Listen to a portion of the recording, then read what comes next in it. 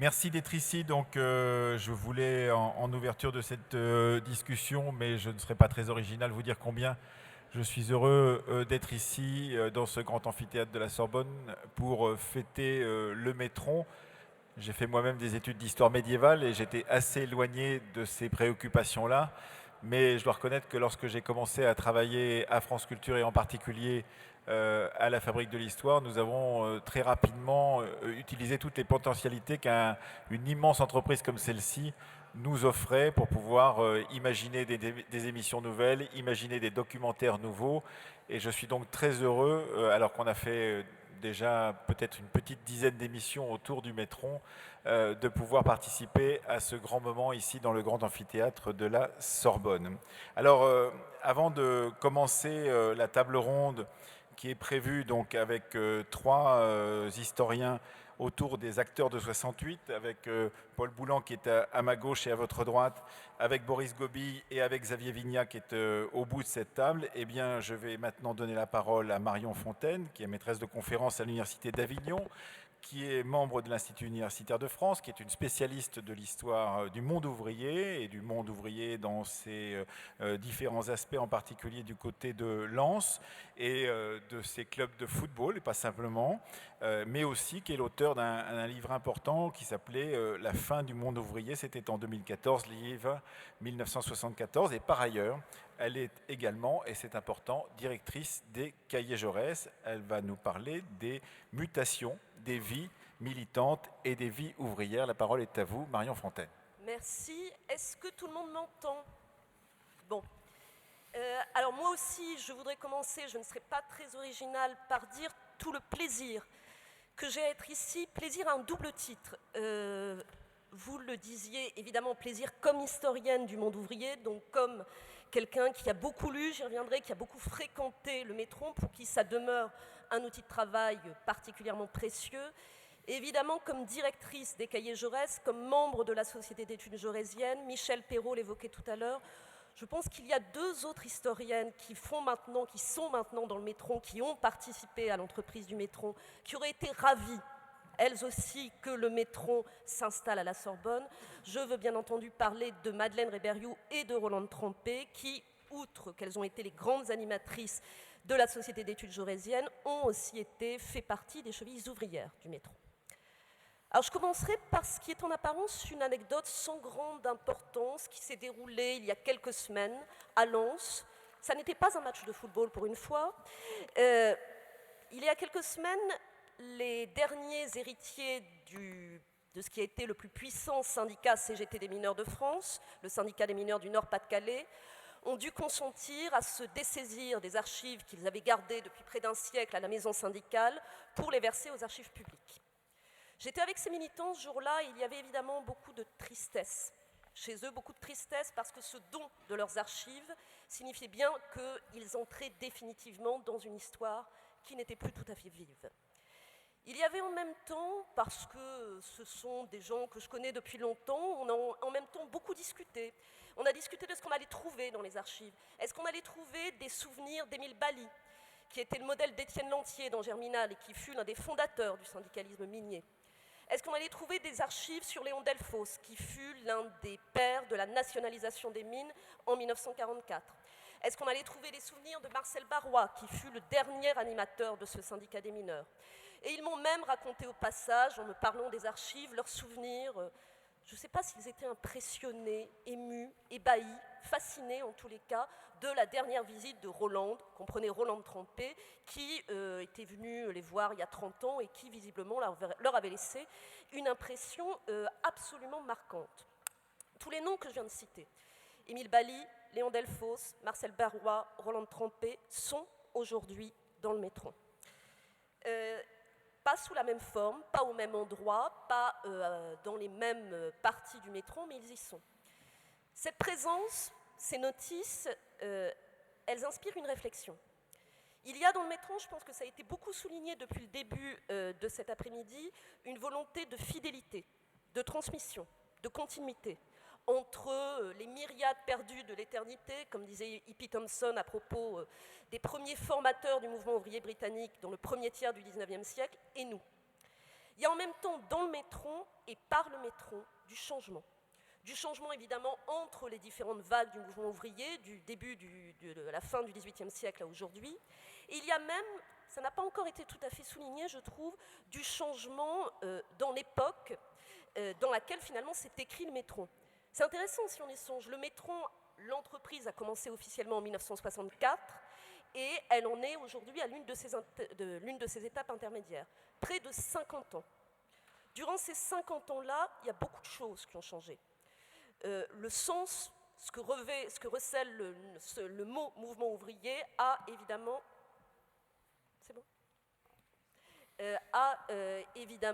beaucoup changé. Ce que signifie, ce qu'implique la place de la classe ouvrière, du monde ouvrier, a changé tout autant. De l'héroïsation des années 50 au misérabilisme actuel, je ne développe pas, Xavier Vignat le ferait aussi bien que moi. Il y a aussi eu énormément de changements dans l'histoire du monde ouvrier et du mouvement ouvrier. Je ne fais pas partie de ceux qui disent que nous sommes des nains juchés sur les épaules des géants, que depuis la grande génération des historiens du social des années 50-60, il n'y aurait plus rien eu de fait. Je pense que le métron et ses 1500 auteurs et la poursuite de cette entreprise témoignent bien eux-mêmes que l'histoire sociale, l'histoire du travail des travailleurs, elle continue à se faire, même si, et le métron là aussi le reflète, elle s'est ouverte, où elle a intégré beaucoup de nouvelles problématiques, l'immigration, le genre, la santé, le théâtre, pour n'en citer que quelques-uns. Donc finalement, le métron, c'est une fidélité et c'est un changement. Et c'est sur ce changement, ces changements que le métron laisse percevoir, que je voudrais insister ici. Je prendrai comme exemple les mineurs. Bon, j'ai un peu moins de scrupules à le faire parce que avec les métallos et avec les cheminots, ils sont sans doute les catégories ouvrières qui ont été les plus emblématiques durant une grande partie du XXe siècle.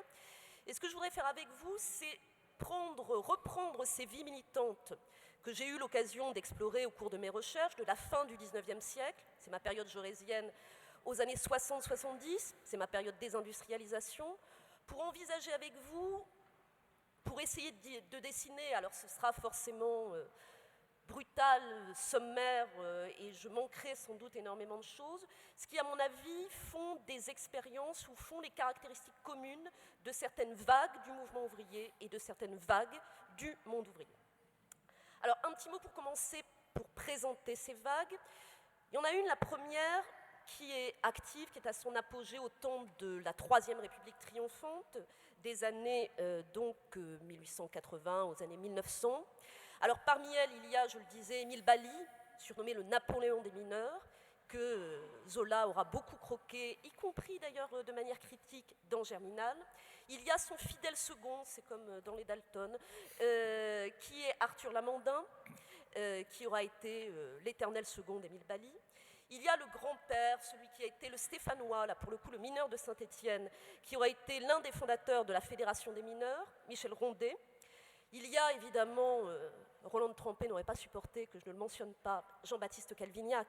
Jean-Baptiste Calvignac, le grand leader syndical de Carmaux, celui de la grève des mineurs de 1892, cette grève décidée sur une question d'honneur ouvrier, puisque la grève a pour objet la question de savoir si le patron de la mine, le marquis de Solage, a le droit de licencier Calvignac parce qu'il s'est permis d'être maire contre l'avis du marquis de Solage. Et cette grève aussi qui décide, on le dit, de l'entrée définitive de Jaurès dans le socialisme. Et il y a évidemment Jaurès, alors Jaurès qui est moins imbriqué dans le monde minier que les précédents, mais qui sera quand même et qui est resté dans la mémoire comme le député des mineurs de Carmaux. Il y a ceux ensuite de la génération singulière. Alors évidemment Maurice Thorez, comme Pentier là ne m'aurait pas pardonné si je n'avais pas mentionné Maurice Thorez, et fils du peuple qui s'ouvre par la catastrophe de Courrières. Il y a les moins connus, Auguste Lecoeur, qui aura été l'un des grands dirigeants à la fois des mineurs et l'un des grands dirigeants du Parti communiste. Léon Delfosse, donc le mineur devenu directeur général adjoint de l'OIR national.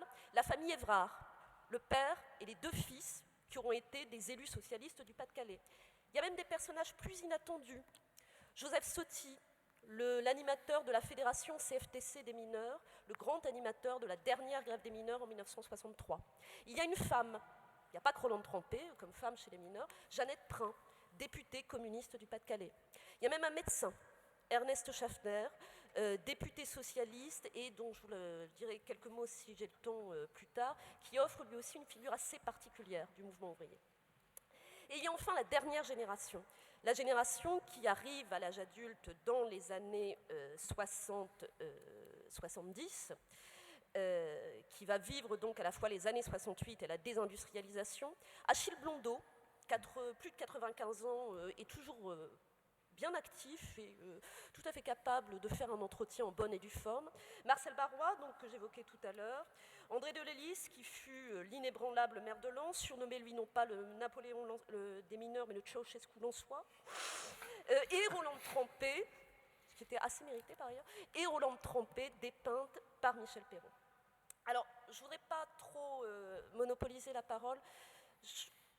Il y aurait beaucoup de choses à dire et je pense que c'est un travail que nous devrons un jour mener sur les auteurs des notices des différents personnages que je viens de mentionner. Parmi les auteurs de ces notices, il y a des grands noms, hein, Roland Trempé, Jean Métron, Madeleine Rébériou, Michel Perrault, Yves Lequin. Il y a des ouvriers patients du métron. Je pense que c'est l'occasion aussi de rendre un hommage à des gens comme Justinien Raymond, auteur prolifique de notices qui ont fait la densité du métron. Mais il y a aussi toutes les générations qui se sont succédées, et je pense que ça ne sera pas sans intérêt un jour d'étudier les 1500 auteurs du métron, parce qu'eux aussi disent finalement quelque chose de l'histoire du mouvement ouvrier, et je pense qu'ils disent aussi beaucoup de choses sur la manière dont, en fonction des générations, on a noué l'histoire et l'engagement militant, puisque quand vous travaillez ou quand vous travaillez pour le métron, ça n'est en général pas tout à fait par hasard. Donc je ferme la parenthèse sur les historiens du métron et j'essaie de vous dire quelques mots sur les 3 générations que j'ai identifiées. Alors, je crois que le point commun, au moins de ces 3 générations, est ce qu'apporte le métron. On a dit beaucoup de choses sur ce qu'apportait le métron. C'est le sentiment de la complexité. C'est d'autant plus important pour une figure comme les mineurs qui a été énormément mythifiée, qui a été énormément simplifié. En général, le mineur, comme s'il existait un mineur, c'est l'archétype de la classe ouvrière révolutionnaire, masculine, blanche, et on ne va pas beaucoup plus loin. Or, ce que montre bien le métron, c'est qu'au-delà du stéréotype, il y a une extrême diversité interne dans les portraits de ces militants du monde minier. Alors, cette diversité interne, je vais quand même essayer de la résumer pour la première génération, la génération de la fondation, la génération qui voit la structuration du mouvement ouvrier, structuration en parti, structuration en syndicat. Je pense qu'il y a 2 qualificatifs qui sont intéressants à noter. La première, bon, on le sait, mais c'est toujours mieux de le rappeler, que l'idée qu'avant aurait été le temps de l'enracinement et aujourd'hui serait le temps de l'ouverture est quand même vraiment une idée fausse. Ce qu'on voit bien, c'est à quel point ces militants ont bougé. Ils ont bougé, ils ont changé de métier. Certes, ils ont été mineurs, mais ils ont aussi été cabaretiers, journalistes, tailleurs de pierre. Ils se sont énormément déplacés. À la suite de licenciements, pour animer des grèves, pour devenir député. Émile Bally a commencé à Onzain, a terminé à Lens, tout en allant souvent à Paris. Michel Rondet a fait à peu près tout le tour des mines stéphanoises. Quant à Benoît Broutchou, que je ne vous ai pas mentionné tout à l'heure, et c'est un tort, donc un autre de ses militants, il aura fait Mont-Soleil-Mines, Auchel, Lens, le Midi de la France, pour terminer. Donc ce sont des gens mobiles à l'échelle nationale, mobiles, et là encore, je pense qu'il est important de le répéter, ce sont des gens aussi mobiles à l'échelle internationale. On a dit beaucoup de choses sur l'internationalisme, et il y a encore énormément de choses à faire sur l'internationalisme ouvrier.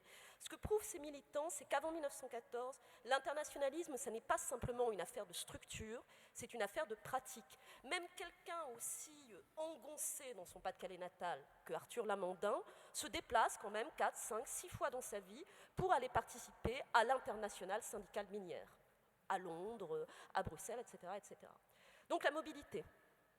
La deuxième chose qui m'a frappée, c'est à la fois ce qui rassemble cette génération et ce qui fait sa diversité interne. Ce qui la rassemble, c'est des questions communes. Quelle attitude adopter à l'égard de l'État républicain après la Commune, justement? Le refus, la négociation, l'insertion? Quelle attitude adopter, c'est beaucoup moins évident que ce qu'on pense, à l'égard des organisations ouvrières en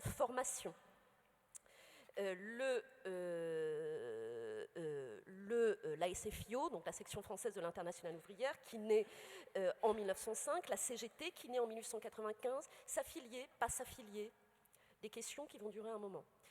Il y a également une question, une quête commune parmi ces militants, je pense que c'est la question de la dignité ouvrière. Comment faire en sorte que les ouvriers ne soient plus ces barbares qui rampent au faubourg des cités, comme on le disait au moment des grèves des canuts, mais soient intégrés dans la société républicaine. Ce qui est intéressant, dont je ne m'y attarderai pas aussi, c'est à quel point ces militants auront donné à cela des réponses différentes. Benoît Boutchou, le plus original, c'est pas un hasard si c'est Jean Métron qui a fait sa notice, lui aura donné la réponse du syndicalisme d'action directe. Non sans difficulté, et non d'ailleurs sans que, sur la fin, ça ne marche guère. Jaurès, bon, je ne reviendrai pas sur Jaurès, que n'a-t-on pas dit sur Jaurès depuis 3 ans? Je vous renvoie à la très belle notice de Madeleine Réberiou dans le Métron, qui dit bien à quel point finalement Jaurès aura parcouru non seulement toutes les facettes du mouvement ouvrier, le parti, le syndicat, les associations, les coopératives, mais sans doute également toutes les questions que se sera posé le mouvement ouvrier avant 1914. Il y a peu de révolutionnaires guédistes chez les mineurs, pour des raisons qu'il conviendrait d'évoquer. Il y a des gens, alors que Justinien Raymond qualifie de réformistes, il y en a aussi dans le Métron, mais qui témoignent même de profils différents. Il y a des gens comme Émile Bally qui sont en fait des républicains et qui considèrent que la solution pour l'émancipation des mineurs, elle passe par le dialogue avec l'État républicain et par la législation sociale. Il y a des gens comme Jean-Baptiste Calvignac qui se réclament de traditions antérieures du mouvement ouvrier. Le broussisme, le possibilisme, l'almanisme, tous ces nomismes bien oubliés, mais qui témoignent, je pense, de l'extrême fécondité intellectuelle, et y compris chez des professions ou chez des mouvements syndicaux qu'on aurait pu penser plus terre à terre, de l'extrême fécondité intellectuelle du mouvement syndical et du mouvement ouvrier d'avant 1914, et du fait que face à la question de la dignité, face à la question de l'émancipation, il y aura énormément de réponses différentes. Alors, la deuxième génération, la génération singulière, comme aimait à le dire Gérard Noiriel, elle peut paraître plus simple à définir, en même temps pas tellement.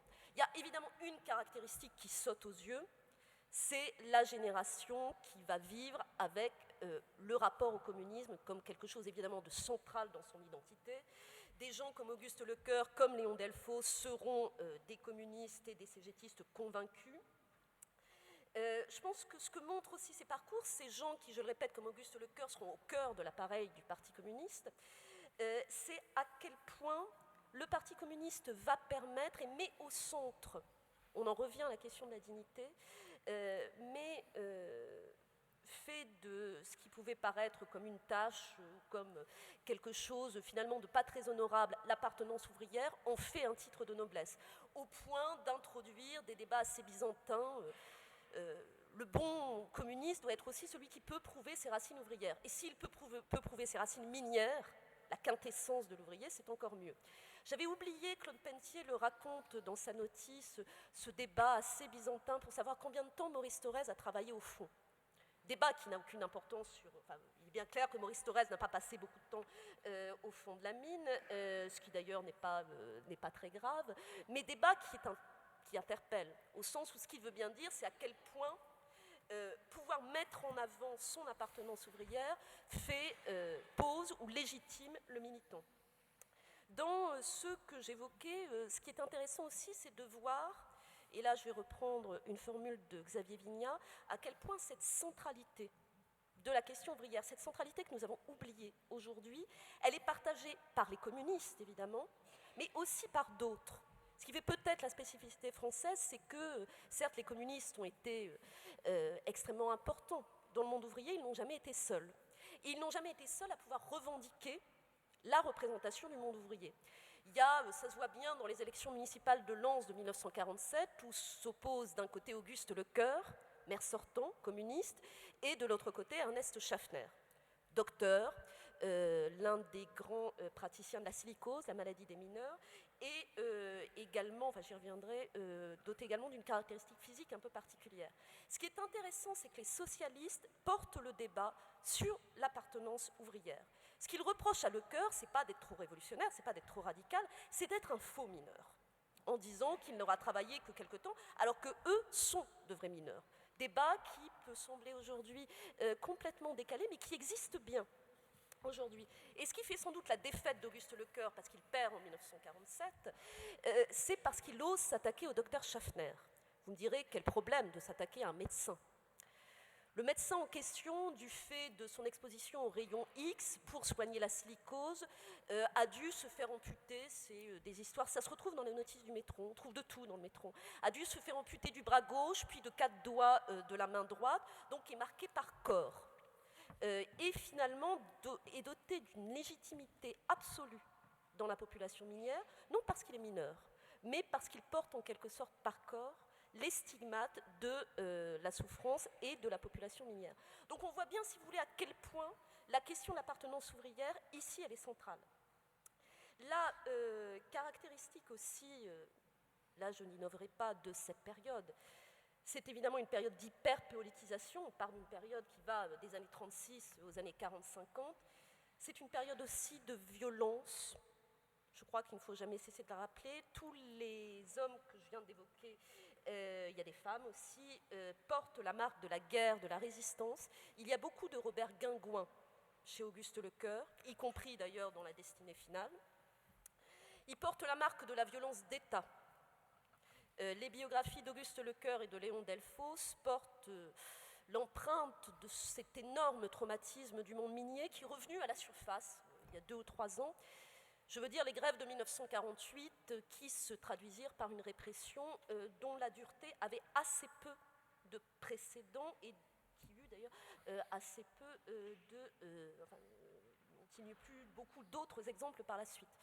Donc violence d'État, violence de guerre, violence interne aussi. Il faut rappeler à quel point les relations au sein du monde ouvrier et au sein du mouvement ouvrier, elles ont pu être conflictuelles. Les relations entre socialistes et communistes, plus particulièrement quand l'un et l'autre peuvent se revendiquer du monde ouvrier, ont été d'une violence extrême dans les années 40, dans les années 50, comme a pu être extrêmement violent, même si ça n'a été en général qu'une violence symbolique, le Parti communiste français. Auguste Lecœur en savait quelque chose, lui qui, en 1946, était ministre de la production du charbon, lui qui, au début des années 50, pouvait se rêver en successeur de Maurice Thorez et à qui il arriva ce qui était arrivé à bien d'autres avant lui, qui fut exclu du Parti communiste en 1954. Donc période d'hyperpolitisation et de violence, période également qui navigue pour le mouvement ouvrier, entre sécession, contre-société, fonctionnement à la marge, alors avec des parts différentes suivant les parts du mouvement ouvrier, et intégration aux institutions. J'ai été frappée dans les biographies de la plupart des acteurs de cette génération de la place de l'école républicaine et de l'importance que ces militants mettent ou ont mis à être présentés comme les bons élèves de la République, quitte à avoir été formés ensuite par les écoles du parti. Je pense qu'il est important de voir que ces hommes, alors je prendrai par exemple le parcours de Léon Delfosse, auront eu des parcours tour à tour au cœur de l'État et aux marges de l'État. En 1945-1946, Léon Delfosse devient l'un des premiers cégétistes, directeur général adjoint, quand même pas directeur général adjoint des Houillères nationales. Poste qui aurait été inimaginable du temps des compagnies privées et qui ne sera rapidement plus du tout imaginable jusqu'à la fin des charbonnages. Donc quelqu'un finalement de totalement intégré aux institutions, avant d'en être éjecté là aussi avec une rare brutalité en 1948. Donc finalement là encore une génération plus complexe que ce à quoi on pouvait s'attendre. Et encore il y aurait bien d'autres cheminements dans cette génération à interroger, les cheminements des syndicalistes ou des animateurs du mouvement ouvrier d'origine immigrée, les Polonais, comme Thomas Olzanski, dont on perd un peu rapidement la trace puisqu'il est expulsé de France au cours des années 30, ou comme la dynastie des Filippetti en Lorraine, je parle des mineurs, hein, la dynastie des Filippetti, donc, qui fera partie de ces générations militantes également qui vont constituer cette vague. Alors, la question la plus compliquée, elle est pour la génération qui parvient à l'âge adulte ou qui devient active ou qui affirme sa maturité à partir des années 60-70. Pour nous, historiens, c'est la génération la plus complexe, d'abord parce que, et heureusement, une partie des témoins sont encore vivants, et qu'ils maîtrisent, y compris quand ils font partie du monde syndical minier, très bien les règles de la présentation d'eux-mêmes. Comme m'a dit Achille Blondeau, oui, vous savez, on se présente comme ça, mais on sait bien qu'en réalité, ça ne se passait pas exactement comme ça. Donc des militants complexes parce que proches, des militants complexes aussi parce que finalement, la période qui s'affirme dans les années 60, elle a une double caractéristique. C'est la période des années 68, avec tous les enjeux et avec des formes de politisation, de mobilisation qui ne s'arrêtent pas, évidemment, au début du mois de juin 68, mais qui irriguent quasiment l'ensemble des années 70. Mais c'est aussi, et l'une des grandes questions, je milite évidemment pour une 6e partie du métro, l'une des grandes questions, c'est aussi la place ou l'activité de ces générations dans un moment où la désindustrialisation non pas commence, elle a commencé en réalité avant pour les secteurs les plus anciens, elle a commencé avant d'ailleurs si on sort de France, mais s'accélère. Qu'est-ce que c'est que faire l'histoire du mouvement ouvrier à partir des années 60-70 ? C'est une vraie question sur laquelle je pense l'avenir du métro aura l'occasion de travailler. Parmi les profils que j'ai évoqués ou sur lesquels j'ai travaillé, je trouve qu'il y en a 3 qui questionnent plus particulièrement. Alors là, je vais faire plaisir à la table ronde qui arrive. J'ai une sympathie pour les militants maoïstes, militants pressés ou militants trotskistes qui sont partis en terre ouvrière à la fin des années 60. On parle souvent des établis. Il n'y a pas eu que les établis. C'est-à-dire que ces formes de présence dans les terres ouvrières, elles ont été importantes. Elles ont été importantes dans les mines, ce qui est quelque chose qu'on ignore en général, et elles posent énormément de questions. Elles posent des trajectoires intéressantes, et pour l'instant, ce sont des trajectoires qui ne sont pas encore très présentes dans le métro. Elles posent des questions sur la dernière grande flambée d'ouvriérisme qui existe à ce moment-là. Je pense que les maoïstes ou les trotskistes auront été les derniers à considérer les mineurs comme des héros. Elle pose également la question de ce qui se passe quand ces militants vont constater, alors dans les mines c'est flagrant, les rencontres ont eu lieu à certains endroits, dans les mines elles ont eu beaucoup de mal à avoir lieu, l'effet en termes de mélancolie, pour reprendre le titre du livre de Michel Perrault, ou en termes de désillusion pour cette génération militante. Parce que je pense que si on doit parler de ces militants ouvriéristes, il va falloir parler alors de gens assez... dont au départ on pourrait se dire qu'on se demanderait pourquoi ils ont leur place dans le métro, mais qui, si on prend leur jeunesse, ont toute leur place dans le métro.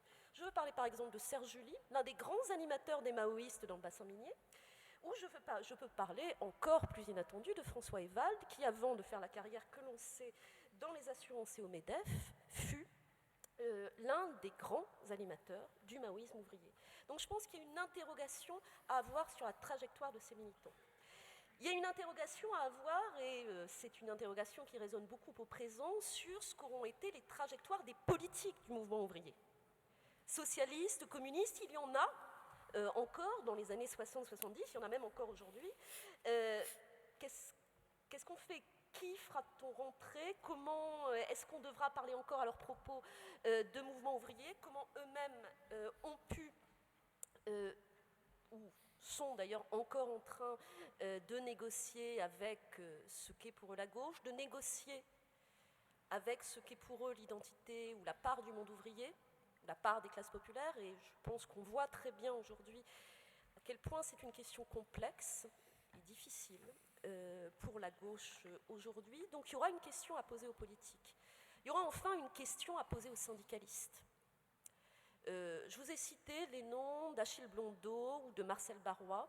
J'aurais pu vous citer des noms de profils plus neufs qui auraient toute leur place dans le métro. Par exemple François Dossot, l'un des responsables de la CFDT Lorraine mineure, ça existe encore, qui est le premier à avoir obtenu la condamnation des houillères du bassin de Lorraine pour faute inexcusable dans le déclenchement de cas de silicose. On sait que la silicose a été sans doute la plus grande tueuse industrielle de tout le XXe siècle. Il a fallu attendre le tout début des années 2010 pour que la première condamnation ait lieu. Donc il y a des syndicalistes qui, même dans des temps de fermeture, même dans des temps de désindustrialisation, ont agi. Il y aura toute la question à poser de la reconversion de ces syndicalistes ou de ce syndicalisme dans la mémoire, dans le patrimoine, et ici, ce qu'il y a dans le métron et ce que représente le métron se confondent. Donc je pense qu'il y aura encore toute une série de questions à poser. Alors des questions qui... j'en arrive au terme de mon raisonnement. Si je reviens à mon point de départ, qui est le présent, après avoir dépeint à traits extrêmement grossiers ce siècle des mineurs,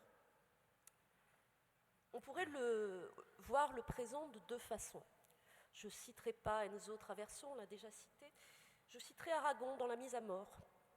C'est l'Aragon post-congrès de Budapest en 1956 qui illustre bien, d'une certaine manière, le malheur militant. Aragon qui dans La mise à mort, dit cette phrase qui passe sans avoir de résonance avec le présent des ex-bassins miniers, comme avec le présent, je pense, des sociétés industrielles ou post-industrielles. Quel désordre, mon Dieu, quel désordre! Il n'y a pas que moi qui ai perdu mon image. Tout un siècle ne peut plus comparer son âme à ce qu'il voit. Et nous nous comptons par millions qui sommes les enfants égarés de l'immense divorce. Il y a la solution du désespoir ou de la mélancolie ou devant une histoire qui, vaille que vaille, pour les mineurs, pour d'autres, s'achève. Je serais pourtant plus historienne ou plus jaurésienne que cela. Ce qu'offre le métron aujourd'hui, je pense que c'est ce qu'avait voulu son promoteur. C'est des pistes, c'est des idées, c'est du travail encore à faire.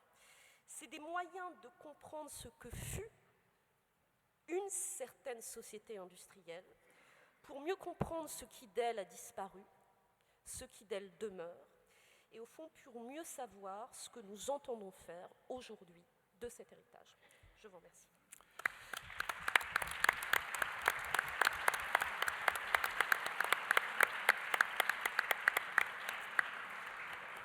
Merci beaucoup Marion Fontaine de cette façon en moins d'une demi-heure de brosser la longue histoire de ces militants ouvriers du bassin minier et surtout de nous avoir permis de rentrer de plein pied, pourrait-on dire, dans la discussion que nous allons avoir tout de suite avec nos trois invités qui sont donc là pour nous parler de mai 68, de son importance à mai 68 dans la possibilité justement de renouvellement ou non d'une vision du monde ouvrier, des militants ouvriers dont on parle toute cet après-midi à la Sorbonne ici. Alors nous avons avec nous Paul Boulan qui est chercheur au Centre d'histoire sociale du XXe siècle. Il est co-directeur du Métron.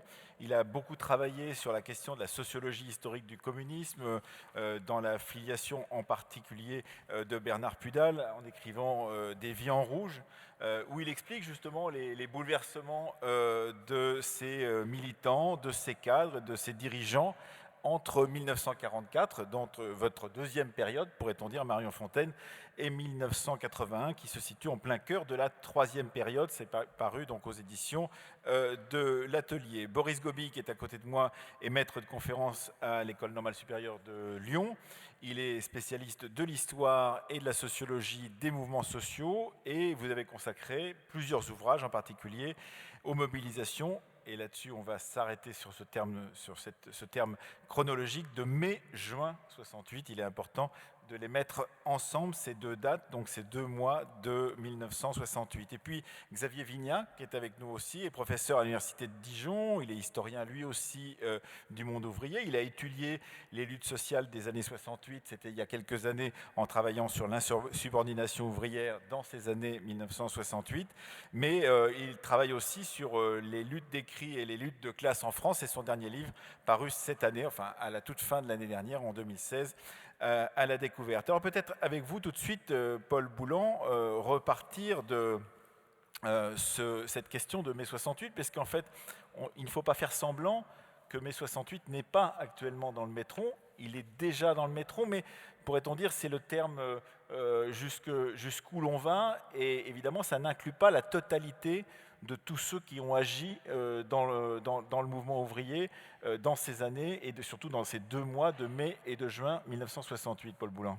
Oui, effectivement, pour l'instant, on a énormément déjà d'acteurs de mai-juin 68 qui sont présents dans le métron, simplement parce que c'était des militants dans les périodes antérieures, des militants qui ont eu un engagement dans les années 50, dans les années 60, et évidemment, on va dire déjà, c'est le cas de toutes les grandes figures nationales du mouvement syndical, y compris certains des leaders et étudiants bien connus qui sont déjà dans le métron parce qu'ils étaient militants avant le mouvement de mai-juin 68.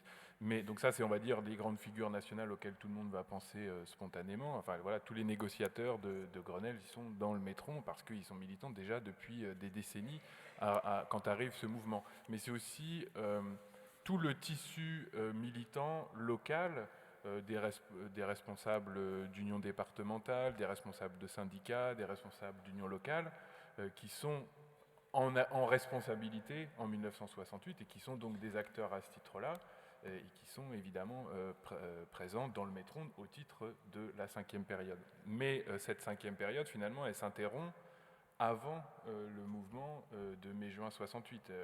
En plaisantant, on a dit avec Claude, elle s'interrompt le 22 mars, ça nous arrangeait un peu. Oui, ça tombe bien pour ce jour-ci. De faire un clin d'œil à la date d'aujourd'hui, mais concrètement, le mouvement de mai-juin 68 comme déclencheur d'engagement, et au-delà, on peut dire plus loin, les années 68 jusque dans les années 70, cette mobilisation comme moment d'engagement et de politisation n'est pas forcément traitée dans le métron jusqu'à présent, et en tout cas, c'est une des pistes pour une 6e période du métron. Donc ça veut dire que c'est une sorte de plan-programme qu'il faut établir dans cette petite heure voilà, avant la pause, c'est ce que vous voulez dire. Exactement, on a déjà eu un premier aperçu avec Marion qui nous a très bien dressé quelques pistes, et en fait, on fait travailler un petit peu tout le monde pour nous aider à dresser. Ils n'étaient pas au courant qu'ils allaient entrer dans le métro eux-mêmes comme auteurs, mais ils vont peut-être y participer tout de suite. Alors Boris Gobi, justement, qu'est-ce qu'il faut faire entrer justement de ce que disait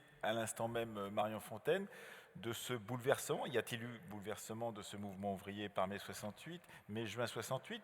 Et dans quel sens, d'une certaine façon? Et donc, à partir de quoi pourrait-on réfléchir, selon vous, vous qui avez beaucoup travaillé sur ces questions de sociologie de ce mouvement de mai-juin 68, à partir de quoi faudrait-il réfléchir pour pouvoir imaginer autre chose et imaginer les bifurcations, en particulier biographiques, qui ont eu lieu dans ces 2 mois de mai-juin 1968? Alors, sur l'aspect ouvrier, je laisserai Xavier répondre parce qu'il est infiniment plus compétent que moi sur cette question. C'est aussi le mouvement social. Voilà, alors justement, la première chose qui me vient à l'esprit, c'est le caractère d'évidence qu'aurait une rencontre entre le métron et mai-juin 68.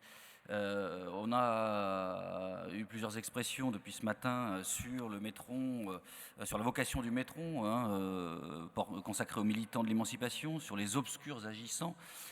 Donc les obscurs et les sans-grades. Alors le terme de sans-grade, il est difficile à utiliser désormais puisque des formations politiques peu recommandables s'en réclament, donc voilà, c'est difficile de l'utiliser, mais il y a cette vocation. Bon, or, mai 68 est, me semble-t-il, à double titre, attaché à la question de l'obscur, de l'anonyme ou du profane, d'abord parce que c'est un mouvement de masse, autrement dit, les effectifs qui sont mobilisés sont très largement en excès sur les populations militantes, appartenant à des organisations, et donc plus facilement repérables. Ça pose la question de tous ces anonymes qui émergent comme ça dans l'événement et qu'on n'a pas nécessairement les moyens de repérer. Et qui parfois disparaissent aussi vite. Et qui parfois disparaissent aussi vite. Donc ça pourra aussi poser la question de ce qui fait rentrer dans une biographie du métron et de ce qui fait, et même dans l'histoire, tout ça, dans l'archive, et de ce qui interdit d'y faire effraction. Et puis 68, c'est attaché à la question de l'anonymat d'un autre point de vue aussi, c'est que l'anonymat, d'une certaine manière, il est revendiqué, c'est-à-dire qu'on critique l'autorité sous tous les plans, y compris l'autorité symbolique. Quiconque, dans un amphi de ce genre, en 68, prendrait la parole au titre de, sauf frère embarré. Donc la prise de parole profane, anonyme, etc. est assez valorisée. Et donc de ce point de vue-là, ça me semble presque naturel que le Métron rencontre mai 68 et donc poursuive dans une 6e période, mais j'ignorais qu'on serait mobilisé pour le faire, ce qui m'inquiète beaucoup. C'est la surprise. C'est la surprise du chef, ça m'inquiète beaucoup. Et ce que je trouve aussi intéressant du coup, et ça interroge aussi les inflexions qu'on peut faire sur l'histoire de 68, c'est qu'en plus ça croise un mouvement de l'historiographie qu'on connaît, hein, qui n'est pas forcément récent, hein, mais qui consiste à revisiter les événements historiques par le bas. Bon, voilà. C'est-à-dire sous l'angle de la participation des gens ordinaires, donc croiser les individus ordinaires et les événements extraordinaires. Pas seulement redécouvrir les vies ordinaires dans le temps long, de la reproduction des jours, etc., et qui sont dans les archives parce qu'un jour le doigt du pouvoir les a désignés, comme Médocchio par exemple, etc. Mais en tant qu'ils ont participé à des événements extraordinaires et ont contribué à les fabriquer. Il y a le bouquin de l'historien italien Haim Burstein, paru il y a 2 ou 3 ans sur la Révolution française, qui me paraît symptomatique de cette entreprise-là. Mais s'agissant de 68, plusieurs personnes travaillent sous cet angle-là désormais. Évidemment, Éric Neveu qui parlait des 68 ordinaires, des militants du rang. Il y a le travail de Julie Pagis aussi, qui a reconstitué les trajectoires de militants ordinaires de 68. Michel Zancarini-Fournel, dans son dernier livre, en parle aussi, Les luttes et les rêves. Louis Gruel, Cédric Lombard et Nicolas Sfeld aussi avait fait des entretiens avec des ouvriers ordinaires pour un livre qu'on avait fait avec Bernard Pudal et d'autres, mais en 68, auquel Xavier avait participé, et puis les travaux de Xavier Vignat. Donc il y a plein de raisons pour lesquelles finalement le Métron devrait croiser mai-juin 68 et fournirait, et puis il y a les travaux de Ludivine Bantini qui est ici aussi, Nicolas Dôme avait retrouvé des gens, alors on peut les retrouver quand même, retrouver des gens du comité d'action du Marais, donc ça me semble naturel que ça se croise et ça permettrait d'infléchir ou de poursuivre un infléchissement dans l'historiographie de mai 68 qui irait décrocher l'événement de la mémoire constituée et qui est quand même centré, on le sait, ou qui l'a été du moins sur les leaders, des bien connus, etc., qui aussi, parce qu'ils ont capté la parole ensuite, pour l'acheminer vers les ordinaires, les obscurs, qui sont finalement ceux qui ont fait mai 68 d'une certaine manière, puisqu'ils ont fait le nombre. Et sans ce nombre, l'événement n'aurait pas eu cette résonance. Et du coup, ils sont pluriels, puisque ce n'est pas seulement des étudiants et des jeunes, mais évidemment des ouvriers, des femmes, des ouvriers immigrés. Il y a eu quelques travaux sur l'application des ouvriers étrangers ou immigrés en mai 68 ou dans les années 68. Par Laure Petit, par Xavier Vignat, Abdelali Hadjat, les avait évoqués aussi. Donc je pense que il est presque naturel que ça se rencontre et que ça servirait l'historiographie de mai 68 en l'emmenant dans le bon sens, c'est-à-dire vers les vies ordinaires et la façon dont elles ont fabriqué l'événement extraordinaire et la façon dont elles ont été marquées ensuite par cet événement extraordinaire. Alors, Xavier Vignat, justement, on évoquait cette question qui était évoquée par Marion Fontaine il y a un instant, de ces bifurcations, de ces chamboulements, pourrait-on dire. Là, on est face effectivement à un événement important, mai-juin 68, événement pour le milieu, justement, des militants ouvriers, en ce qu'il permet à des trajectoires de s'interrompre parfois, de continuer dans d'autres voies et de nouvelles trajectoires de naître à ce moment-là sous le coup des événements. Qu'est-ce qu'on peut en dire, Xavier Vignat ? C'est compliqué toujours parce qu'en fait, dans le mouvement ouvrier, il y a plusieurs générations qui sont présents et qui participent à l'événement et qui le font et qui le vivent de manière différente. À partir des remarques que faisait Paul tout à l'heure, il me semble qu'il y aurait on pourrait s'amuser et puis ça vaudrait au-delà des militants politiques ou syndicaux, à faire une histoire des contempteurs de 68. C'est-à-dire ceux qui sont dans l'événement, mais qui en même temps ne l'aiment pas, le dévalorisent, le déprécient. Et ça rejoignait une remarque de Michel Perrault tout à l'heure, peut-être que Jean Métron lui-même faisait partie de ces contempteurs de 68, je n'en sais rien, c'est vous qui évoquiez ça.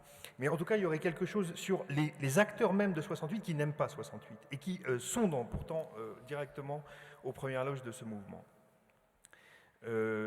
Deuxième remarque, peut-être la possibilité, parce que justement il y a une exposition particulière à l'événement, à faire une histoire des démissions, des exclusions, des expulsions aussi. Des expulsions, parce que il y a plusieurs centaines de personnes qui sont expulsées en mai-juin, des étudiants, des ouvriers, ou d'autres qui sont menacés d'expulsion. Marion, tout à l'heure, faisait référence à la famille Filippetti à Audun-le-Tiche. Et à Audun-le-Tiche, en 68, il y a un jeune militant qui est de nationalité italienne, Roland Rutilli, qui est sous le coup d'un arrêté d'expulsion. Bon, finalement, il n'est pas expulsé. Mais on peut aussi s'amuser à ça. Troisième remarque, peut-être sur les jeunes qui sont marqués et complètement bouleversés par cet événement. Les jeunes ouvriers, je pense en particulier à Christian Courrouge, à Sochaux, parce que justement, on a dans un certain nombre de cas des usines tout à fait avec des configurations de grève très, très particulières, très, très fortes et très importantes, et qui font à ce moment-là génération. Voilà. Dernière remarque que je voulais faire, piste pour les directeurs du métro, je ne sais pas, faire une histoire biotopographique, c'est-à-dire ceux qui passent par certains lieux, c'est-à-dire ceux qui, par exemple, étaient ici en 68, ceux qui vont à Flins, ceux qui vont à l'Odéon, ceux qui vont, je ne sais pas où, à Sochaux, en week-end ou pas d'ailleurs, parce que c'est une référence aux cinéastes, hein, les week-ends à Sochaux, et ainsi une nécessité peut-être d'une piste, enfin j'en sais rien, de cartographier de manière très précise ces itinéraires, qui sont des itinéraires géographiques, qui sont des itinéraires sociaux et des itinéraires politiques à la fois. Et je pense que ce faisant, on peut complexifier l'histoire qu'il faut encore écrire. Oui, Marion Fontaine, vous devez nous quitter plus tôt que les autres participants pour rejoindre la gare, en l'occurrence, mais je voulais vous demander quelque chose à propos de ce que vous avez dit tout à l'heure, et pas simplement sur les établis, mais vous vous êtes posé la question justement de ce que faisait l'arrivée de militants étudiants, par exemple, dans le mouvement ouvrier, ce que ça a changé dans la façon dont le mouvement ouvrier se regardait, était regardé par d'autres, était raconté par ces autres qui, parfois, avaient des moyens de presse qui leur permettaient de raconter la vie ouvrière et de façon très différente, dont ces militants eux-mêmes la racontaient dans leur propre section, par exemple. Je me souviens d'avoir interrogé d'anciens établis qui étaient fils d'ouvriers et qui étaient par les études avaient grimpé dans la hiérarchie supposée sociale en devenant en particulier des instituteurs et des professeurs, et qui par conviction étaient retournés au monde ouvrier et y étaient restés ensuite. Donc ces cassures, ces brisures de parcours, ces changements de cap sont des changements de cap qui sont marqué par ces années 68-72, par exemple. Tout à fait. Bon, je pense que vraiment, il y a un intérêt à repartir de mai-juin 68, mais ce serait l'intérêt ça a toujours été l'intérêt du métro, d'en faire un événement qui, évidemment, va perturber énormément de trajectoires, on va en faire naître d'autres, même s'il y avait un colloque au mois de décembre sur les maoïstes français. Si vous prenez les maoïstes français, ils ont pu être impressionnés par d'autres choses et pas forcément par mai-juin 68, mais en tous les cas, il y a effectivement le poids d'un événement qui va ensuite avoir des espèces d'effets d'oscillation pendant quasiment toute la décennie 70. Donc il y a le moyen de faire de mai-juin 68 non pas une espèce d'absolu, mais une sorte de point de départ, d'ouverture de toute une série de trajectoires. Et oui, je pense, à ce que disait Xavier Vignat, d'abord, ça permettrait d'avancer sur les chemins historiques qui restent à parcourir. Il y a assez d'historiens de cette période-là ici, pour que je n'ai pas besoin d'y insister, mais par exemple sur les mouvements d'extrême gauche française, enfin sur les maoïstes, on sait encore, pour finir, sur les organisations maoïstes, sur la manière dont ils pratiquent, on sait encore assez peu de choses. Et oui, je pense que ça permettrait aussi de voir que toutes ces... cette présence des militants étudiants auprès du monde ouvrier, en général, de l'extérieur ou dans les médias, elle est vue de manière extrêmement binaire, soit comme une espèce de fusion rêvée, soit quelque chose de complètement ridicule et qui aurait échoué. Comme très souvent, les solutions, elles sont entre les deux. Et il y a, pour un cas que je connais bien, ce qui est très clair, c'est que par exemple, les militants, parce qu'ils sont étudiants, mais j'ai envie de dire, c'est pour ça que ce que faisait remarquer Xavier sur la question des lieux est extrêmement important, parce qu'ils sont extérieurs, et c'est peut-être aussi important, voient des choses que les militants locaux ne voient plus forcément. Pour le cas des mines, c'est eux, par exemple, qui politisent la question de la silicose, qui n'avait pas vraiment été... ce sont eux encore qui font du paternalisme, qui s'est poursuivi dans les houillères nationales avec une belle constance, quelque chose d'anormal. Alors même que ça ne choque plus, ou ça choque moins, les syndicalistes cégétistes. Donc c'est voir aussi comment ces militants vont avoir des effets d'étonnement qui vont avoir des effets de connaissance ou des effets politiques. Paul, si on continue dans ce sens-là, dans votre livre sur les vies en rouge, vous insistez bien sur aussi un changement sociologique qui correspond à ces années 70, en particulier juste après 1968, un changement sociologique au sein même du Parti communiste, et un parti qui doit non pas courir après le monde ouvrier qui a été sa base fondamentale, mais se poser la question de savoir si cette question ouvrière est la question aussi centrale que dans les années précédentes ou les décennies précédentes, et d'une certaine façon, s'il ne faut pas aussi conquérir de nouveaux électorats, de nouveaux militants, qui seraient des militants différents, qui pourraient être d'ailleurs des étudiants ou d'anciens étudiants qui seraient passés par exemple dans d'autres domaines du salariat que le domaine purement ouvrier.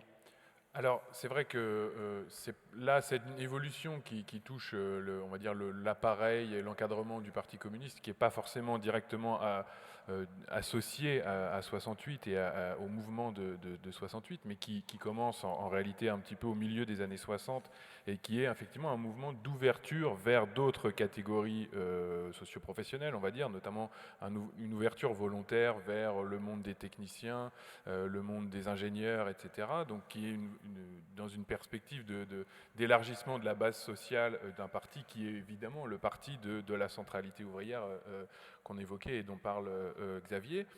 Donc ce mouvement se prolonge, on va dire, après 68, mais en réalité, vous évoquiez les militants, on va dire, étudiants ou d'origine étudiante, il y a à l'intérieur de l'organisation toute une espèce de crispation sur les conséquences de cette ouverture et de cette transformation sociologique avec un investissement des militants à l'issue du mouvement de 68 et dans une nouvelle génération de militants qui a des profils sociaux effectivement très différents, avec une montée juste de ce monde étudiant ou de ce monde enseignant dans la sociologie du parti, même si les enseignants évidemment n'ont pas attendu ces années-là pour adhérer au Parti communiste. Et c'est finalement ce qui l'emporte, c'est la crispation sur l'identité ouvrière à la fin des années 70. Donc là, c'est plutôt une difficulté de l'organisation communiste à intégrer cette dimension. Avec aussi des mutations de ce qu'est ce mouvement ouvrier dans ces années-là, c'est-à-dire qu'effectivement l'apport de nouveaux militants, l'afflux de militants qui ont un autre parcours que celui qui a été décrit tout à l'heure par Marion Fontaine, la question de l'extraction ouvrière devenant peut-être moins importante chez certains que dans les décennies précédentes. Tout cela, ça crée du frottement, ça crée des changements qui sont liés justement à ces chamboulements autour des années 68-70. Alors c'est vrai que ça c'est quelque chose sur lequel j'ai commencé à travailler et que la biographie collective permettra d'analyser à partir justement du travail du Métron et de cette reconstitution, de cet engagement de la génération après 68. Il y a un effet retour sur les organisations de la mobilisation. Il y a finalement 68 est érigé en rupture et en catégorie d'action au sein des organisations, aussi bien syndicales que partisanes, pour dire il faut faire émerger les adhérents d'après 68. C'est une rupture, il faut intégrer dans l'appareil les militants. Et donc ça, c'est vrai aussi bien dans le Parti communiste que dans les organisations syndicales. Et du coup, on va évaluer par exemple la sociologie du parti en disant combien d'adhérents après 68 dans les congrès, combien d'adhérents après 68, etc. Et dans un certain nombre d'organisations syndicales, c'est un moyen d'accélérer un renouvellement du personnel politique, en tout cas en termes générationnels. Xavier Vignat. Oui, pour rebondir, deux remarques très brèves. Ce qui est intéressant par rapport à l'impact sur les organisations, c'est qu'il faut prendre en compte également le fait qu'on a la catégorie elle-même de mouvement ouvrier est discutée. Bon. Et donc, si on raisonne pour le métron, donc cette articulation mouvement ouvrier et mouvement social devient plus compliquée, elle devient problématique. Parce que justement, c'est la question qui est posée, c'est une des questions que pose 68 et les années ultérieures.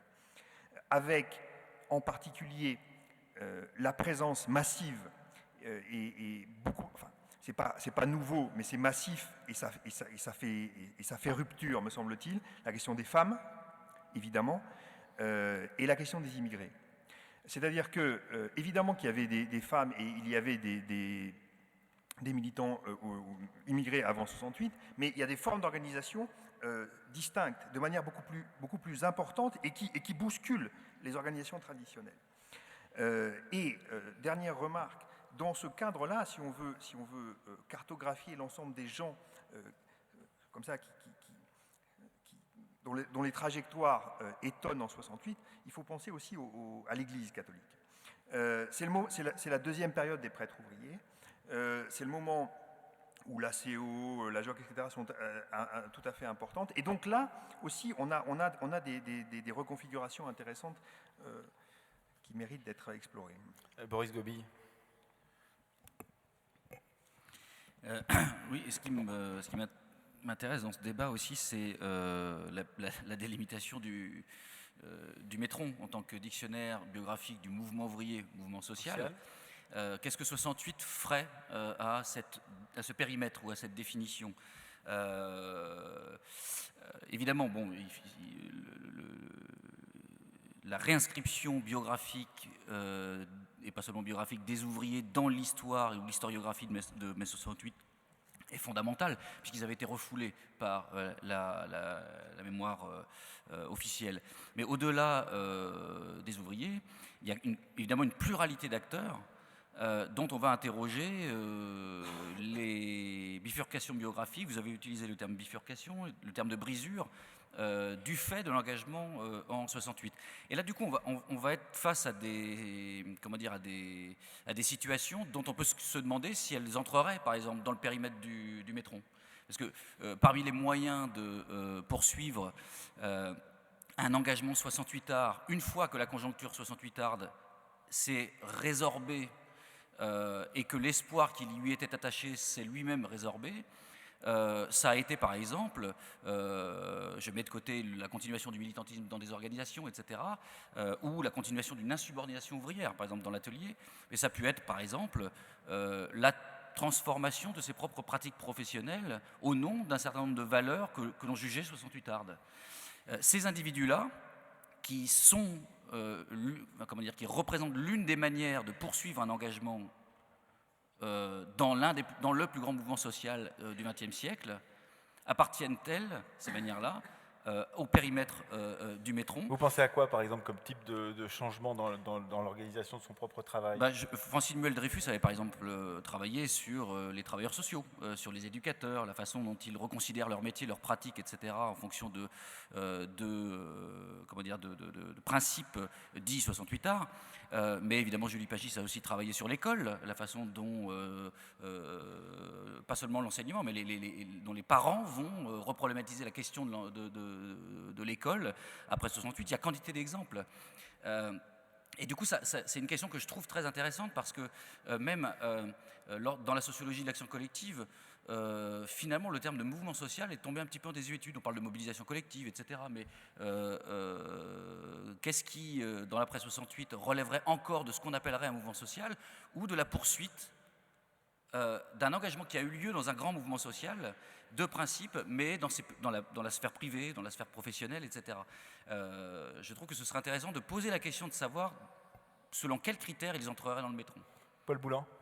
Alors, je ne vais pas répondre exactement à la question de Boris parce que ça mériterait une longue discussion, mais je voulais signaler dans cet esprit qu'on discute par exemple avec Catherine Rouvière qui a travaillé sur la question du retour à la terre. Bien sûr, dans donc là, en Ardèche en particulier, les communautés rurales. Donc une forme effectivement de retrait par rapport à l'action militante, mais d'évolution des pratiques et de bifurcation aussi et de déplacement. Donc on retrouve toutes les thématiques qu'on évoque depuis tout à l'heure. Voilà. Et donc effectivement, avec elle, on s'interroge comment intégrer les acteurs qu'elle a étudiés dans le métron, lesquels s'insèrent dans une dynamique effectivement plus de mouvement,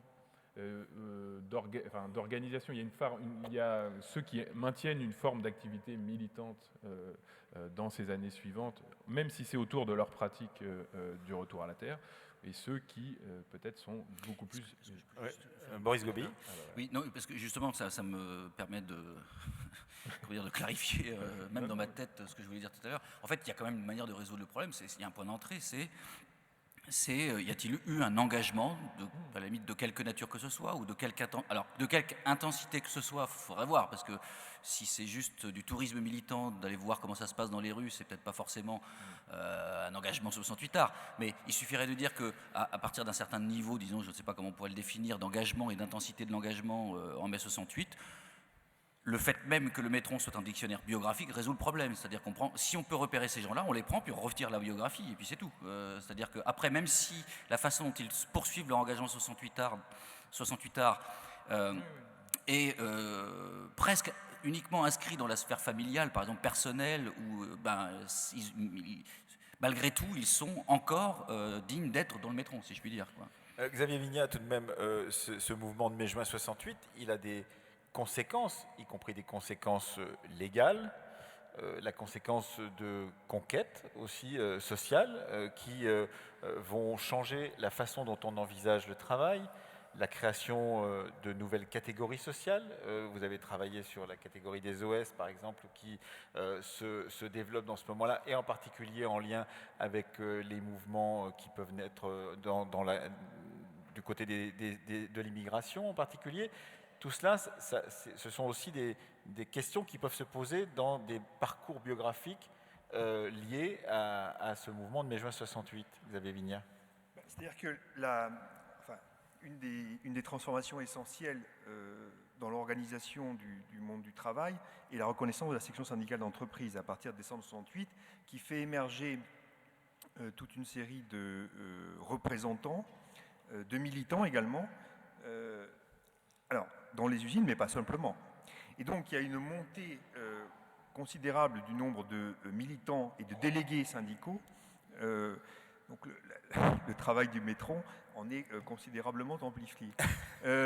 En même temps, je voulais juste pointer un autre élément dans le débat.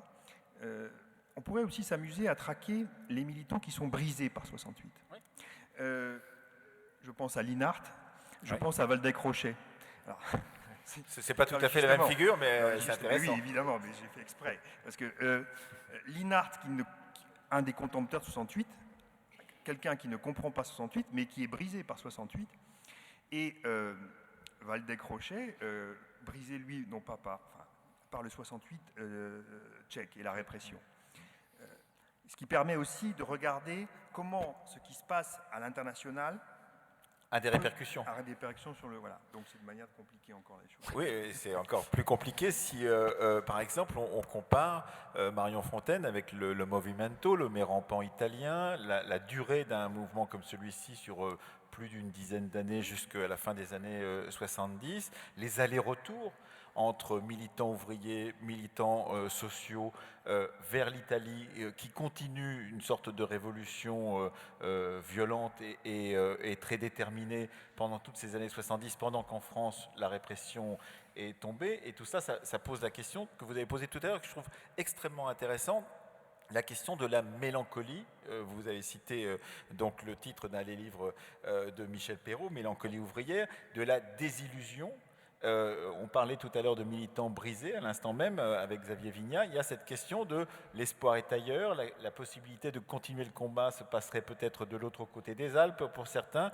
alors qu'ici, on est en train de ranger les manches de pioche, de ranger les banderoles, de ranger tout ce qui peut faire justement un combat ouvrier de façon traditionnelle. Oui, non, je pense qu'il y a, il y a deux questions là. Il y a évidemment une question, alors elle est fondamentale à toutes les étapes de l'histoire du mouvement ouvrier, mouvement social, mais elle se reposerait évidemment ici. Est-ce qu'on envisage cette partie ou ce moment du métron uniquement sur le plan national, ou est-ce qu'on intègre également les transferts et donc... c'est plus qu'un plan quinquennal que vous proposez. C'est plus qu'un plan, oui, là, c'est le plan stalinien carrément. Mais je pense qu'en effet, que ce soit, et Xavier Vignat a vraiment raison d'y insister, la brisure de mai 68. Alors pour Waldeck-Rochet, j'enseigne quand même à l'Université d'Avignon, pour Jean Villard, évidemment, et que ce soit effectivement la brisure de mai 68 ou de Prague 68, enfin, Aragon parmi d'autres en est un témoignage absolument manifeste. Donc il peut y avoir cette première désillusion, il y a aussi une désillusion qui, à mon avis, alors, dont il faudrait, ou une mélancolie, dont il faudrait voir comment la dater, qui est finalement après le souffle des premières années, mais ça je trouve que c'est très bien décrit dans le livre de Michel Perrault sur Lucie Beau, l'épuisement ou l'espèce qui vient quand... on a jeté toutes ses forces dans la bataille, pas simplement dans celle de mai-juin 68, mais dans celles qui suivent, dans des batailles dans les usines, sur le terrain politique, je pense à la gauche prolétarienne, à haute, jusqu'au 71-72. Avec la mort de Pierre Auvergne. Il y a d'autres brisures qui interviennent, et avec des brisures qui, effectivement, dont on voit assez bien à quel point elles infléchissent dans des sens extrêmement différents, parce qu'il n'y a pas de règle dans ce domaine-là, les trajectoires biographiques. Sans compter la question, en reprenant le terme et le très beau titre d'un très beau livre de Michel de Certeau, de la prise de parole.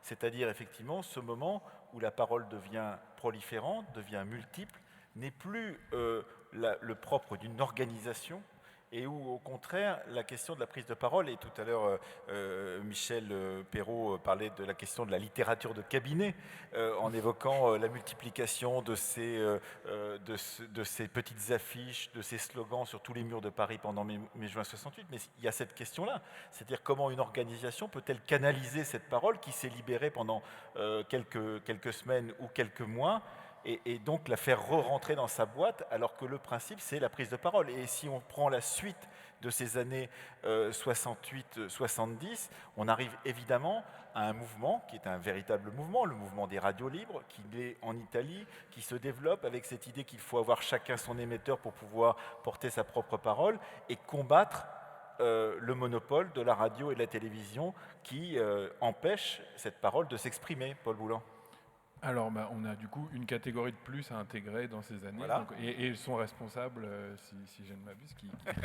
Non, je voulais juste... du coup, Marion doit nous quitter. Marion Fitaine doit nous quitter. On la remercie, évidemment. Merci. Mais je voulais rebondir quand même un petit peu sur ce qu'elle venait de dire et sur cette question qu'on finit par aborder à la fois de l'amont et de la continuité et de la suite de 68. Parce que, et elle parlait tout à l'heure de l'épuisement finalement de l'après 68 ou des années 68 pour des militants. Mais moi, en fait, je voulais citer un autre cas qui est le cas exactement inverse, qui est d'une militante que j'avais interviewée, une militante qui était syndicaliste donc, chez EDF-GDF, qui, elle, vivait 68 à l'inverse comme un soulagement après l'intensité des années d'engagement avant, et qui disait « Ah, mais moi, 68, j'étais en roue libre et je laissais faire parce qu'il y avait un mouvement de masse qui appuyait un certain nombre de revendications, et on était dans un courant puissant. » Et finalement, elle, c'était une vision de 68 en retrait, après l'épuisement et l'engagement des années suivantes. Après, et donc là, pas une prise de parole par rapport à la question que vous posiez, au contraire, de nouveaux acteurs qui interviennent, et là, c'est sûr qu'il y a, pour des organisations, un défi à intégrer la parole et la diversité de paroles de ces acteurs. Par exemple, Boris Gobi, fait-on entrer, je rajoute des catégories à chaque fois, fait-on entrer les militants du Larzac, par exemple, qui interviennent dans les quelques années après mai 68, qui sont des militants issus pour certains d'un militantisme traditionnel paysan, d'autres pas du tout, qui sont parfois des gens de la ville arrivés à la campagne, et qui, là aussi, participent de ces brisures biographiques liées à l'ambiance, au moment et au mouvement qui est issu de mai-juin 68, Boris Gobi. À mon avis, oui, si on se donne comme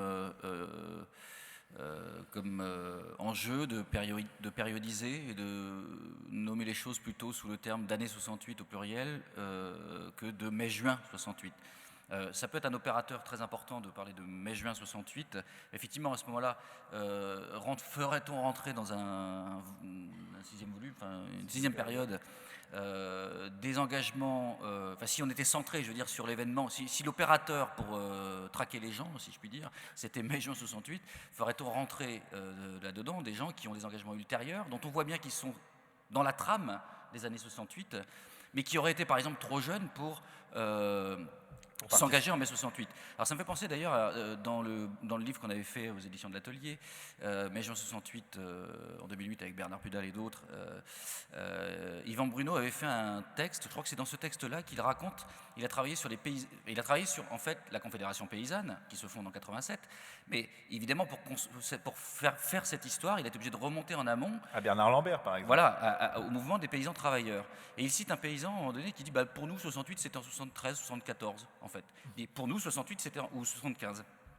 Mais il le nommait 68. Donc il y a effectivement 68 est en quelque sorte ubiquiste, je ne sais pas comment on pourrait dire, l'équivalent du point de vue temporel, mais pour des gens qui étaient peut-être trop jeunes en mai-juin, ça va se jouer un peu après. Mais néanmoins, ils sont dans cette trame qu'on peut appeler les années 68.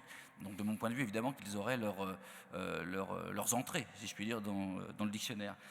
Mais il y a une question tout à l'heure qu'on a effleurée et qui me paraît importante, c'est celle de la mélancolie et de la désillusion, parce qu'elle pose à mon avis deux questions. Celle des temporalités fines, donc là on vient de l'aborder d'une certaine manière, et je crois que l'approche biographique permet d'entrer dans des temporalités fines. Et puis l'autre question, je la donne tout de suite parce que sinon elle va me sortir de la tête, c'est celle des circulations internationales, puisque là la table ronde s'appelle quand même les acteurs de 68, et vous avez évoqué le fait que par désillusion on puisse aller chercher ailleurs, soit effectivement en s'y rendant, par exemple en Italie, soit de façon projective, le nouvel espoir révolutionnaire.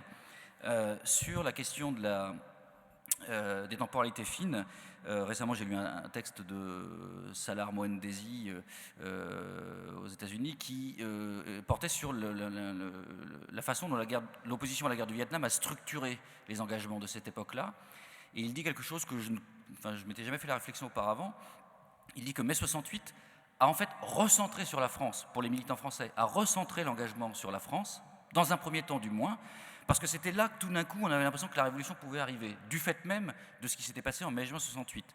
Donc la désillusion, elle est immédiate, je pense, fin juin, mais elle n'est pas tout de suite brutale, dans la mesure où les espoirs sont entretenus pendant un certain temps. Ça n'est qu'après, je ne sais pas quand, ça dépend aussi du degré de l'engagement militant, qu'on peut éventuellement aller se découvrir ailleurs les nouveaux horizons révolutionnaires. Ce qui pose la question des circulations révolutionnaires, là je me permets de faire une petite publicité. Ludivine Dantini qui est ici et Eugenia Pagliaracchi qui est ici, tous les trois, on a piloté un numéro de la revue Monde qui va sortir, je ne sais pas, en mai prochain, sur les circulations révolutionnaires dans les années 68. C'est-à-dire en fait ces circulations internationales, des modèles, des acteurs, des pratiques, des répertoires d'action. Et finalement le mai français est quand même très pénétré de ces circulations internationales. Le manuel de Carlos Marighella par exemple fait partie. Plein de choses, notamment forcément, j'allais dire forcément, oui, Che Guevara et l'Amérique latine, mais c'est la redécouverte plus généralement du tiers-monde, comme, et je pense à Françoise Blum aussi qui était là, je ne sais plus, ce matin, qui participe de cette histoire qui consiste, alors j'allais dire, parce que voilà comment ça s'est opéré dans ma tête, dans un premier temps, d'après le texte que je disais, Juste après mai 68, il y a un recentrement sur la France parce qu'on a l'impression que c'est là que ça va se passer, alors qu'on s'engageait contre la guerre au Vietnam auparavant. Mais d'une certaine manière, il faut décentrer. Et ces militants étaient quand même très fortement décentrés à l'époque, au sens où la révolution était perçue comme devant être mondiale. Donc voilà, il faut faire un dictionnaire biographique du mouvement ouvrier qui soit international, mondial et global. Une histoire mondiale voilà. des mouvements ouvriers, mouvements sociaux dans la lignée du métron. Xavier Vignat, qu'est-ce qu'il faut rajouter ou soustraire à ce qui vient d'être dit? Parce que là, pour l'instant, on en ajoute et on n'en enlève pas. Non, mais là, c'est toujours compliqué. Ce qui m'intéresse de réfléchir, c'est la question de la chronologie de la fin. Si on commence une 6e période, où est-ce qu'on... Enfin, question que je vous pose à Claude et à Paul, où est-ce que vous l'arrêtez? Parce que, évidemment, là, il y a une génération sans doute qui entre en militance. Quand est-ce qu'elle s'arrête? Quand est-ce que ces 68 arts s'arrêtent? Voilà, et donc jusqu'où il faudrait aller, sachant que certains, voilà, enfin, et quelle place on met là-dedans aux bifurcations, au recouvrement. Enfin, j'ai entendu l'itinéraire de Cohn-Bendit m'interroge, quoi. Voilà, dans ces allers-retours comme ça là. Bon. Ou François Ewald dont parlait Marion, Serge July, etc., etc. Parmi les questions, bon, ça c'est la première chose que je voulais dire. Deuxième chose que je voulais pointer, c'est l'importance de la presse comme organe d'information et de militantisme. Bien sûr. Il y a quelque chose là qui naît, je pense au Cahier de mai, Libération, enfin toute la nouvelle presse, tout le travail qu'a fait Laurent Martin là-dessus me semble très important. Tout le journal. Oui, tout, la Gueule ouverte, enfin, etc. La Gueule ouverte et les autres. Donc là, on a des formes de militantisme qui sont renouvelées et qui compliquent, partiellement renouvelées, voilà, avant les radios libres. Mais les radios libres en sont la suite. Et voilà, les radios libres prolongent ce mouvement. Paul Boulan. Oui, je vais esquisser une réponse sur la question de la chronologie, parce que c'est une question dont on a parlé entre nous ce matin, parce qu'on a profité d'être à la Sorbonne pour se réunir avec les auteurs. Et nous, pour l'instant, et notamment moi, je milite pour une période justement resserrée en gros sur les années 68, dans un sens un peu large, ce serait 68-81. Avec l'idée, et ça rejoint une chose qu'a signalé Marion tout à l'heure, c'est le fait qu'on a une génération qui émerge dans ces mouvements de l'après 68, des années 70, mais qui est aussi, finalement, qui a une espèce de dualité, qui est aussi la génération qui a, en tout cas pour les militants ouvriers, les syndicalistes, qui affrontent le reflux, le recul, la désindustrialisation, etc. Et donc mais c'est pas fini effectivement. Mais bon, ça c'est un autre. Ça sera pour la 7e période, en espérant que ça se termine sur une fin plus heureuse. Mais c'est l'idée de travailler cette dualité de cette génération. Et très concrètement, ça correspond aussi au mouvement en tout cas dans les directions syndicales. Comme je le disais, il y a un grand renouvellement qui se met en place dans les années 70, après 68. Et on voit que cette génération qui émerge au cours des années 70, c'est la génération qui est à la tête des organisations syndicales jusqu'au milieu, voire jusqu'à la fin des années 90. Tous les dirigeants syndicaux de 1980, au premier plan, de 1995, ils ont adhéré dans les années 70. Et ils ont traversé cette dynamique. Donc l'idée serait de pouvoir prendre cette génération en termes de génération d'engagement, génération politique, et de la suivre, puisqu'on suit toujours les biographies jusqu'à leur terme ou jusqu'au présent, dans cette évolution aussi du contexte social, politique et historique en général. Eh bien, je crois qu'on va faire une petite pause. Vous la méritez tous et toutes avant de se retrouver.